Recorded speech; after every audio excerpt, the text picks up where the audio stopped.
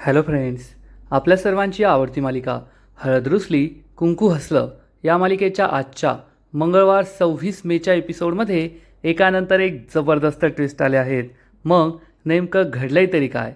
तर फ्रेंड्स, आजच्या एपिसोडमध्ये कृष्णा आणि बाळजाबाई या दोघी एकत्र येतील आणि आपला बाजार उठेल या भीतीने मैनावती, दलपत, जयकांत, समर, अनुसूया चांगलेच घाबरले होते. आणि समर अनुसयाला आयडिया सुचली नाही, पण त्याच वेळेस मैनावतीला आयडिया सुचली. मग मैनावती आणि जयकांतने समर आणि अनुसयाशी गट्टी जमवली आहे. त्यांची कृष्णा आणि बाळजाबाईविरुद्ध युती तयार झाली आहे. आणि अनुसयाने बाळजाबाईला टोमणे देण्यास सुरुवात केली की तू अख्ख्या गावाला त्रास दिला आणि आज सुधारण्याचं नाटक करते. पण कृष्णाला खूप राग आला. कृष्णाने अनुसूयाला चांगलंच सुनावलं की तुम्ही उगाचच बाळजाबाईला त्रास देऊ नका, जुन्या जखमा उकरून काढू नका.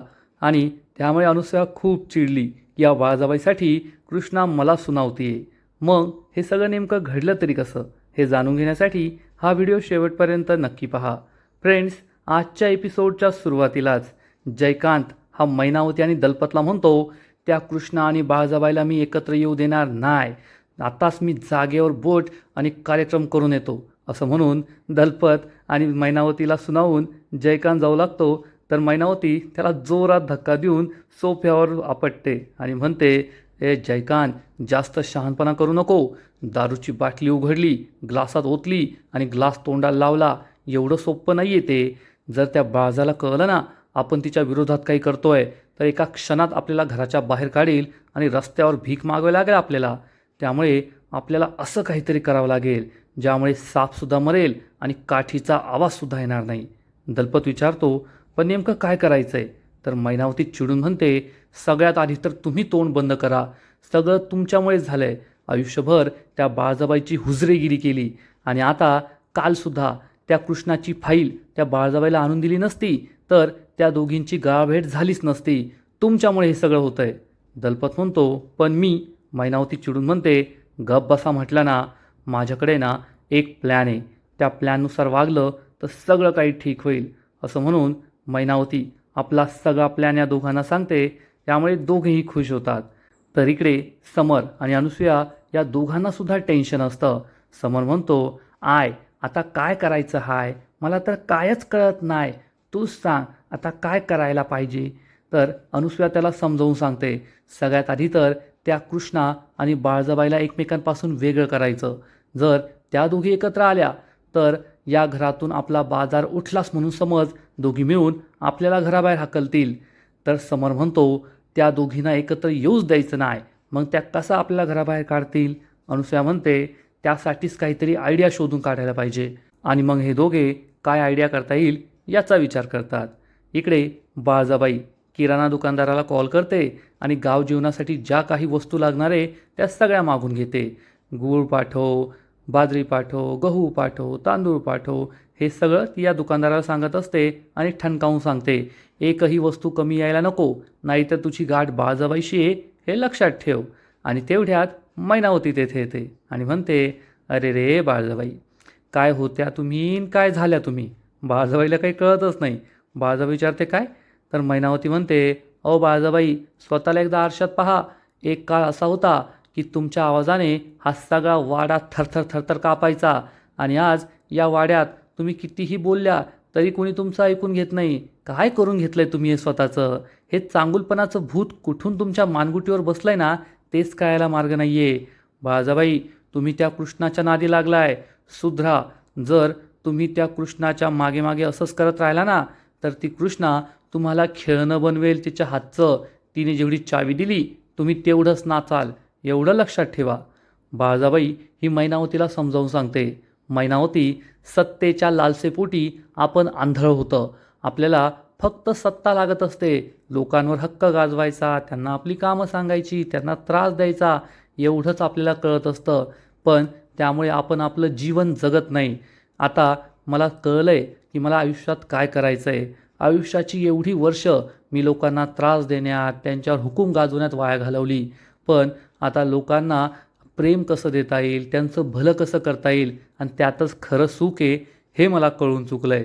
बाळजाबाई एखाद्या संतासारखी बोलतीये हे पाहून मैनावतीला जबर धक्काच बसतो.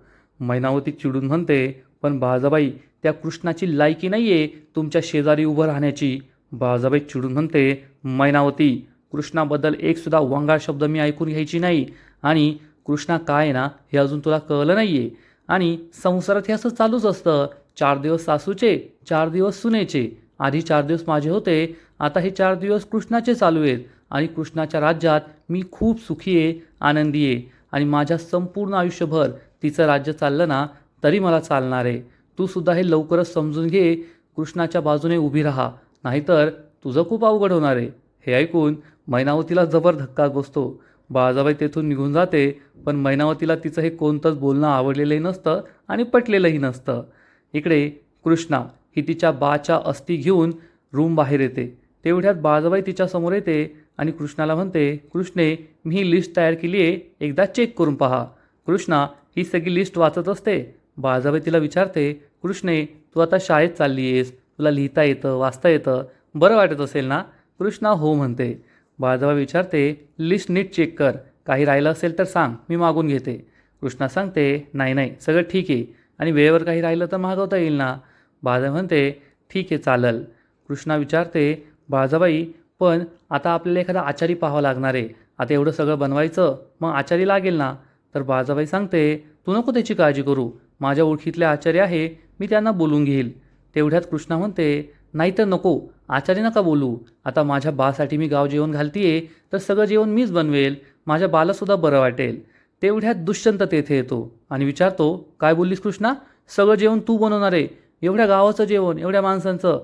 नाही नाही, आत्ताच तू आजारपणात उठली आहे, तू एकटीने काही करायचं नाही आहे, मी बाहेरून माणसांना बोलून घेतो. कृष्णा म्हणते, अहो पण दुष्यंतीचं काही ऐकायला तयार नसतो. गप्प बसायचं, मी बाहेरून माणसं बोलवणार आहे, तू एकटीने काही करायचं नाही. तेवढ्यात बाळजाबाई कृष्णाला म्हणते, कृष्णा, मी तुझी मदत केली तर चालेल का? दुष्यंत खूप चिडतो आणि म्हणतो, नाही नाही. तर कृष्णा म्हणते, हो चालेल ना, करा तुम्ही माझी मदत. बाळजाबाई खूप खुश होते. कृष्णा दुष्यंतकडे पाहते तर दुष्यंत चिडून म्हणतो, आता सगळं तू ठरवलंय तर मी काय बोलणार, काय करायचं ते कर. असं म्हणून दुष्यंत बाहेर निघून जातो. कृष्णासुद्धा त्याच्या मागे मागे जाते. पण मैनावतीने हे सगळं ऐकलेलं असतं की बाळजाबाईला आणि कृष्णाला एकमेकांना मदत करायची हौस आली आहे आणि आता काहीतरी इस्कोट करायचा असं ती ठरवते. इकडे सावित्री तिच्या घरी असते. कोरडी भाकर आणि कांदा खात बसलेली असते आणि गळ्याखाली उतरत नाही म्हणून पाणी पिते. तेवढ्यात भक्ती ही पाण्याचा हंडा घेऊन घरात येते आणि म्हणते, आय, एक आनंदाची बातमी आहे, उद्या आपल्याला वाड्यावर जायचं आहे. सावित्री चिडून म्हणते, कशाला जायचं, कशाला जायचं त्यांच्या घरी?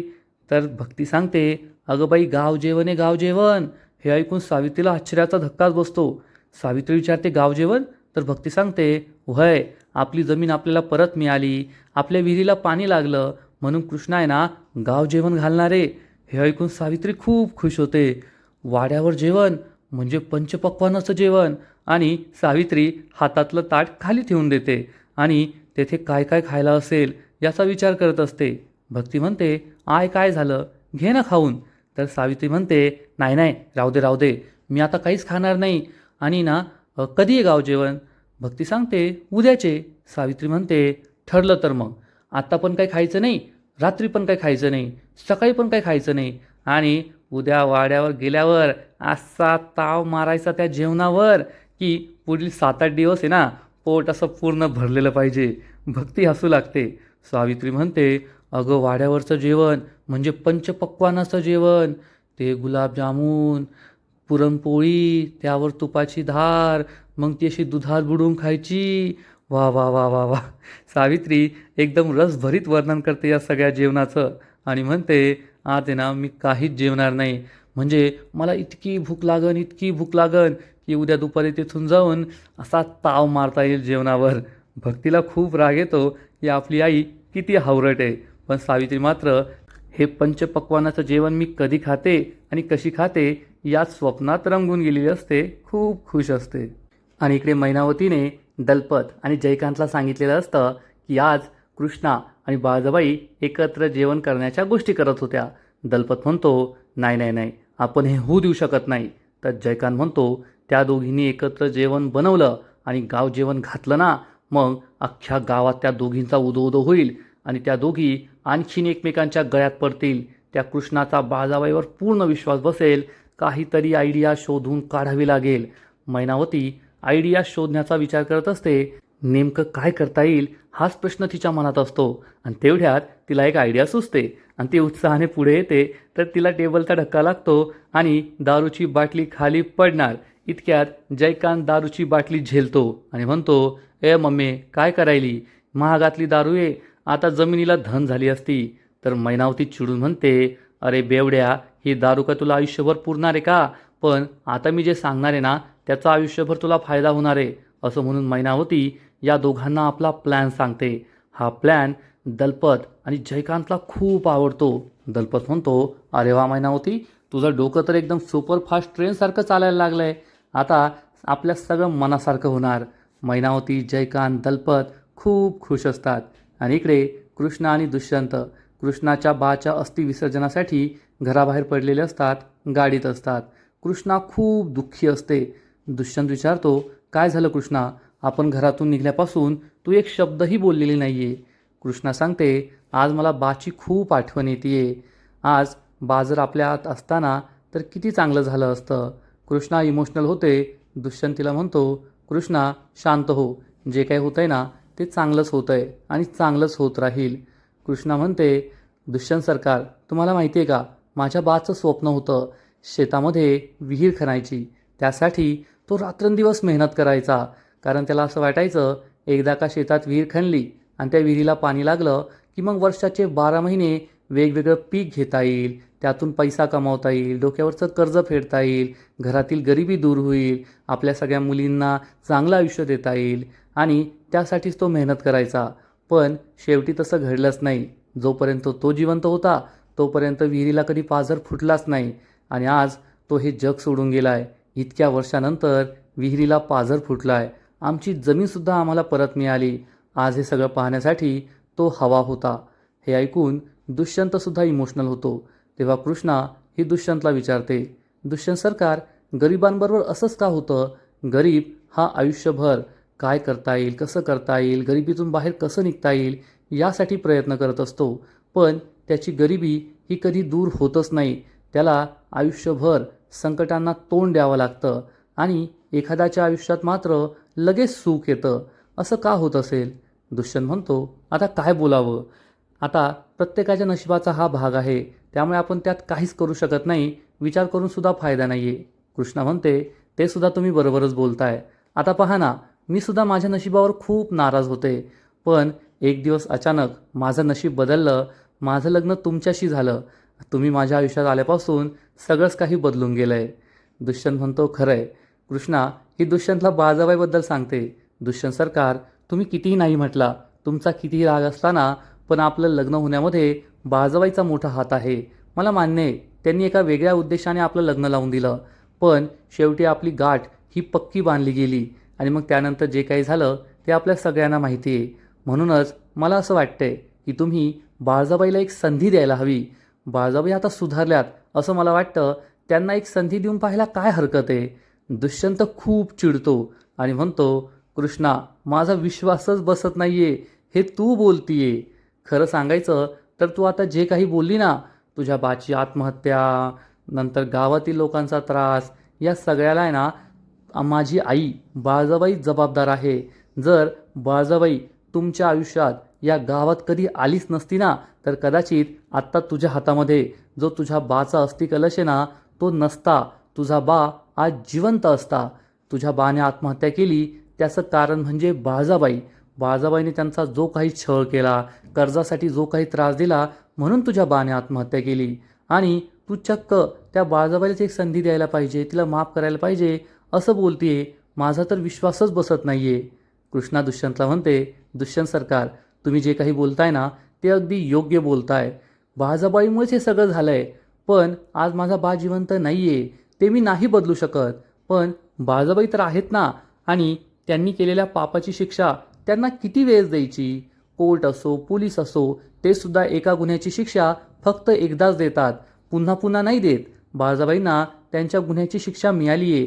त्यांनी पश्चाताप केलाय. त्यांना सगळं काही करून झालंय, त्यांचं सगळं भोगून झालंय. आणि आता आपण आयुष्यभर त्यांना त्याच गुन्ह्यासाठी पुन्हा पुन्हा शिक्षा देणं, पुन्हा पुन्हा सुनावणं, जुन्या जखमा उकरून काढणं म्हणजे त्यांच्यावर अन्याय ना. आणि मला नेहमी असं वाटतं की कोणत्याही गुन्हेगाराला एकदा गुन्ह्याची शिक्षा भोगून झाली की एक संधी द्यायला हवी सुधारण्याची, आणि बाळजाबाईला सुद्धा ती संधी आपण द्यायलाच हवी. तो त्यांचा हक्क आहे. दुष्यंत काहीच बोलत नाही आणि विचार करतो, कृष्णा तू आहे ना खरंच खूप निर्मळ मनाची, खूप भोळी आहेस. तुझ्यासारखी व्यक्ती आजपर्यंत मी पाहिली नाही आहे. परंतु बाळजाबाई तशा नाही आहेत ना. तू जर बाळजाबाईवर असा आंधळा विश्वास ठेवशील ना तर त्या नक्कीच तुझा विश्वासघात करतील. म्हणून मला तुझ्याकडे बारीक लक्ष ठेवावं लागेल, त्या बाळजाबाईकडे बारीक लक्ष ठेवावं लागेल, असा विचार दुष्यंत करतो. आणि कृष्णा आपल्या बाच्या अस्थींकडे पाहत असते. खूप इमोशनल होते. हे दोघेही अस्थींचं विसर्जन करायला जात असतात. तर इकडे जयकांत आणि मैनावती जयकांतच्या रूममध्ये येतात. तर तेथे आधीपासूनच समर आणि अनुसूया बोलत असतात. हे दोघे लपून त्यांचं बोलणं ऐकू लागतात. तर अनुसूया समरला विचारते, समर काही सुचलं का? तर समर म्हणतो, नाही नाही काहीच सुचत नाही, काय करायचं हाय मला तर कळतच नाही. हे दोघे एकमेकांशी अशाच गप्पा मारत असतात आणि जयकांत आणि मैनावती त्यांचं लक्ष देऊन बारीक ऐकत असतात. आणि मैनावती म्हणते, ए जयकांत आता तुला एक महत्त्वाचं काम करायचं आहे. आतमध्ये जायचं आणि आपल्या प्लॅनप्रमाणे त्या समोरच्या डोक्यात त्याला न कळत आपला सगळा प्लॅन घुसवायचा. म्हणजे करणार तो, भरणार तो आणि फायदा आपला. जयकांत म्हणतो, वय वय. तर मैनावती त्याला समजावून सांगते, डोक्यावर बर्फ ठेव आणि जिभेवर गूळ, चांगलं बोल. जयकांत हो म्हणतो. मैनावती चांगलीच खुश होते की आता सगळं माझ्या मनासारखं होणार आहे. मी काहीच करणार नाही, करणार हे दोघे आणि मजा मात्र आपली होणार. इकडे बाळजाबाई ही अंगणात बसलेली असते आणि उद्याच्या गाव जेवणासाठी जे काही सामान हवं असतं ते सगळं सामान आलेलं असतं. बाळजाबाई यादी घेऊन बसते आणि सगळं नीट आले की नाही हे चेक करत असते. तेवढ्यात माधव काका येतात आणि हे सगळं सामान आपल्याबरोबर घेऊन जातात. बाळजाबाई विचार करते, काय राहिलंय, सगळं आलंय का? तेवढ्यात बाळजाबाईला आठवतं, गॅसचं सिलेंडर तर नाही आलंय. बाळजाबाई लगेच कॉल करते आणि या माणसाला ठणकावून सांगते, गॅसचं सिलेंडर अजून आलेलं नाही आहे. सकाळपासून सांगितलं आहे, 10 मिनिटांच्या आत गॅस सिलेंडर नाही आलं तर तुझं काय होईल ना ते तू पहा. हा माणूस हो म्हणतो आणि तेवढ्यात आढळराव तेथे येतात आणि बाळजाबाईला समजून सांगतात, बाळजा तू शिवधनुष्य पेललंय आणि तुला जर कृष्णाचा विश्वास जिंकायचा असेल तर तू हातात जे काम घेतलंय ना ते काम तुला पूर्ण करावं लागेल. या कामात कोणतीच कचुराई व्हायला नको, काम नीट कर. तर आढळरावांना बाळजाबाई सांगते, होय थोरले सरकार, मला कृष्णाचा विश्वास जिंकायचा आहे. मी बदलली आहे हे तिला पटवून द्यायचं आहे आणि मी माझ्या कामात कोणतीच कचुराई करणार नाही आहे, कोणतीच चूक करणार नाही आहे. तुम्ही टेन्शन घेऊ नका. हे ऐकून आढळरावांना सुद्धा आनंद होतो. फ्रेंड्स, आता आढळरावसुद्धा बाळजाबाईबद्दल पॉझिटिव्ह झाले आहेत. बाळजाबाई खरी वागतीये, ती खोटं वागत नाही आहे, बदलली आहे हे त्यांनासुद्धा पटतं आहे. त्यामुळे बाळजाबाई आणि आढळराव हे दोघे पहिल्यांदाच एकमेकांशी इतकं चांगलं हसून गोड बोलताय ते पाहून बरं वाटतंय. दुसरीकडे मैनावतीने सांगितल्याप्रमाणे जयकांत त्याच्या रूममध्ये येतो आणि शिट्टी वाजवत असतो. समरला अनुसूया सांगते, आपण नंतर बोलूया. अनुसूया तेथून निघून जाते आणि जयकांत हा आरशासमोर येऊन केसांचा भांग पाडत असतो. समर बेडवर बसतो आणि म्हणतो, ए लेका, शिट्टी वाजवल्याशिवाय सुद्धा भांग पाडता येतो? तर जयकांत सांगतो, मला सवय, मला शिट्टी वाजवल्याशिवाय भांग पाडता येतच नाही. तुला काही प्रॉब्लेम आहे का? समर चिडतो पण म्हणतो, कर, काय करायचं कर आणि असाच मर. आणि तो त्याचा मोबाईल वापरत बसतो. तर जयकांत थोडेफार केस सेट करतो आणि म्हणतो, अरे काय समरले का, दिवसभर नुसता त्या मोबाईलमध्ये बोटं दाबत बसतो. अरे एक दिवस बोटं लुळी पडतील, लुळी तुझी. तर समर म्हणतो, माझ्या बोटांचं टेन्शन तू नको घेऊ, माझ्या ना लय रग आहे, त्यामुळे माझी बोटं काही लुळी पडणार नाही. तर जयकांत म्हणतो, असं का? अरे पण तुझ्यात ती रग आहे ना. कृष्णा आणि बाळजाबाई कशी ढिल्ली करतात ना ते तू पाहाच. समर खूप चिडतो आणि इकडे मैनावती ही अनुसूयाजवळ आलेली असते आणि अनुसूयाला सांगते, तुम्हाला माहिती आहे का, उद्या गाव जेवण आहे, ते सुद्धा आपल्या वाड्यातून. बाळजाबाई आणि कृष्णा सगळी तयारी करताय. अनुसूया चिडून म्हणते, ते गाव जेवण घावं नाहीतर जिल्हा जेवण घालो, मला काहीच फरक पडत नाही. तर मैनावती म्हणते, ते सुद्धा खरं आहे, पण कसं आहे ना, आता मी असो, आमचे हे असो, जयकांत असो, आम्ही बाळजाबाईच्या मागे मागे करण्यात अख्खं आयुष्य घालवलं. पण तुमचं तसं नाही आहे. या घरात त्या बाळजाबाईला टक्कर देणारं कुणी असेल ना, तर त्या फक्त तुम्ही आहात. हे ऐकून अनुसूया खूप खुश होते. तर मैनावती म्हणते, पण जर ती कृष्णा आणि बाळजाबाई एकत्र आल्या ना, तर मग तुमचं काही खरं नाही. तुम्ही एक वेळ कृष्णाला टक्कर देऊ शकता, एक वेळ बाळजाबाईला टक्कर देऊ शकता, पण त्या दोघींना एकत्र टक्कर नाही देऊ शकत. अनुसूयाला सुद्धा हे पटतं. इकडे जयकांत हा समरला सांगतो, कसं आहे ना, आम्ही सगळं बाळजाबाईचं ऐकत असतो. तर समर म्हणतो, अरे लेका, पण आयुष्यभर काय त्या बाळजाचंच ऐकत बसणार आहे का? तुला माहिती आहे का, दुसऱ्यांचं ऐकणाऱ्याला काय म्हणतात? लाचार. आणि असं लाचार जगून काय करणार आहे तू? तर जयकांत म्हणतो, खरं बोलतोय तू, पण आता आमचा जन्मच लाचारी करण्यासाठी झालाय, तर आम्ही काय करणार? पण तुझं तसं नाही आहे. अरे, तू या घरचा थोरला पोरगा आहे, सगळ्या संपत्तीचा एकुलता एक वारस आहे. तू आहे ना काहीतरी चांगलं करायला पाहिजे. आता पहा, कृष्णा आणि बाळजाची युती झाली, त्या दोघी एकत्र आल्या, उद्या गाव जेवण देणार आहे. मग त्यांना ते गाव जेवण कसं नाही देता आलं पाहिजे, याबद्दल काही विचार करायला पाहिजे ना. पण तू तसं काही करतच नाही. तुझ्या जागी मी असतो ना, तर एक काम केलं असतं. आता पहा, तुला माहिती आहे गॅसचं सिलेंडर आजकाल भेटणं किती अवघड आहे, किती मारामारी सुरू आहे. आणि त्यात बाळजा आणि कृष्णाने गाव जेवण द्यायचं ठरवलं आहे, म्हणजे किती गॅसचे सिलेंडर्स लागतील. बाळजाबाईने ती बोलून घेतली, पण जर ती गॅसची सिलेंडर गायब झाली तर मग काय होणार?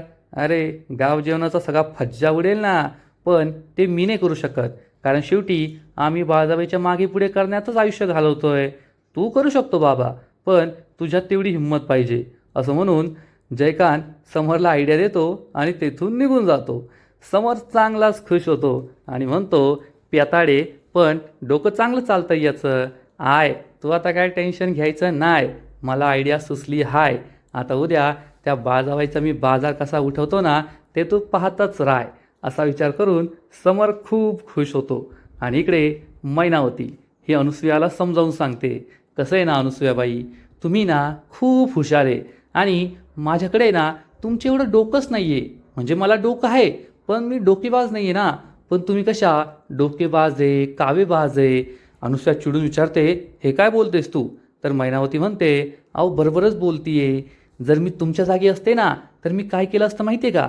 मी ना त्या बाळजा आणि कृष्णाचा सगळा स्वयंपाकच खराब केला असता. म्हणजे ना गाव जेवण झालं असतं, ना बाळजा कृष्णाची युती झाली असती, ना मला काही धोका राहिला असता. पण आता तुम्ही पहा बाई, तुम्हाला जमत असेल तर तुम्ही करा. अनुसूया खूप खुश होते आणि विचार करते, वा, या मैनावतीने तर भारी आयडिया दिली आहे. म्हणजे गाव जेवणाचा इस्कोट झाला तर कृष्णाचा त्या बाळजाबाईवर कधीच विश्वास बसणार नाही आणि त्या दोघींची मैत्री कधीच होणार नाही. हा विचार करून अनुसूया खूप खुश होते. म्हणजे मैनावतीला एक प्लॅन सुचला होता आणि मैनावतीने जयकांतच्या मदतीने समर आणि अनुसूयाला वेगवेगळा प्लॅन सांगितला आहे. म्हणजे एक जरी प्लॅन फ्लॉप झाला तरी दुसरा यशस्वी होईल आणि बाळजाबाई कृष्णाचा गाव जीवनाचा घाट हा सुद्धा पूर्णपणे डब्यात जाणार. म्हणजे मैनावतीचं डोकंसुद्धा आता चालतंय. आणि इकडे कृष्णा आणि दुष्यंत या दोघांनी अस्थींचं विसर्जन केलेलं असतं. कृष्णा खूप इमोशनल असते, रडत असते. दुष्यंत तिला सावरतो. कृष्णा म्हणते, दुष्यंत सरकार, बाची खरंच खूप आठवण येते. कधी कधी असं वाटतं माझ्या बाने आत्महत्याच केली नसती तर, आज तो जिता असता तर. खरंच माणसाकडे कितीही पैसा असला ना, पण बापाची कौतुकाची थाप, त्याचा तो आधार नाही विकत घेऊ शकत. एकदा माणूस गेला की गेला, तो परत कधीच नाही येऊ शकत. दुष्यंतसुद्धा खूप इमोशनल होतो. कृष्णा म्हणते, माझा बा आहे ना खरंच खूप चांगला होता. त्याने माझ्यासारख्या एका जत्रेत भेटलेल्या पोरीला, जी बेवारस होती, कुणीच नव्हतं तिचं. माझ्या बाच्या आधीसुद्धा अनेक लोक मला भेटली. काही लोक दया दाखवायची, काही लोकांना माझी परिस्थिती ऐकून वाईट वाटायचं, पण कुणीच हिंमत नाही केली की मला त्यांच्याबरोबर घेऊन जावं. पण माझ्या बाने माझ्यासाठी खूप केलं. आणि तो पण काय खूप श्रीमंत होता असं नाही, त्याचीसुद्धा जेमतेम परिस्थितीच होती. इतकं डोक्यावर कर्ज, शेती गहाण ठेवलेली, शेतात काही पिकत नव्हतं, आधीच घरात 2 पोरी, आईसारखी बायको. तरीसुद्धा त्याने मला आपल्या घरी नेण्याचा निर्णय घेतला. मला स्वतःचं नाव दिलं, मला डोक्यावर छत दिलं आणि माझ्यावर तो खूप प्रेम करायचा. पण शेवटी तो हे जग सोडून गेला, आम्हाला अर्ध्यावर सोडून गेला. आणि हा विचार करून कृष्णा ढसाढसा रडू लागते. दुष्यंतसुद्धा इमोशनल होतो. कृष्णा दुष्यंतला मिठी मारते, दुष्यंत तिला शांत करतो आणि आजचा एपिसोड येथेच संपतो. फ्रेंड्स, हळद रुसली कुंकू हसलं या मालिकेचा आजचा एपिसोड खरंच खूप भारी होता, इंटरेस्टिंग होता. एकीकडे कृष्णा आणि दुष्यंत कृष्णाच्या बाच्या अस्थी विसर्जित करण्यासाठी गेले होते आणि कृष्णा यावेळेस खूपच इमोशनल झाली. तर दुसरीकडे बाळजाबाई आणि कृष्णा या दोघींची युती होऊ नये यासाठी मैनावती, जयकांत, समर, अनुसूया हे चौघे मिळून प्रयत्न करताय आणि त्यांचा मास्टर प्लॅनसुद्धा तयार झाला आहे गाव जेवणाचा विस्फोट करण्याचा. आजचा एपिसोड तर भारी होता, पण या मालिकेचा पुढील एपिसोड आणखीन भारी असणार आहे. आणखीन मोठा ट्विस्ट या मालिकेत येणार आहे. मग नेमकं घडणार तरी काय? तर हळद रुसली कुंकू हसलं या मालिकेच्या पुढील एपिसोडमध्ये आपण पाहू कृष्णा आणि दुष्यंत घरी आल्यानंतर बाळजाबाई त्यांना थंडगार लिंबू पाणी देईल, पण दुष्यंत हा नेहमीप्रमाणे बाळजाबाईवर चिडून लिंबून पाणी न पिता तेथून निघून जाणार.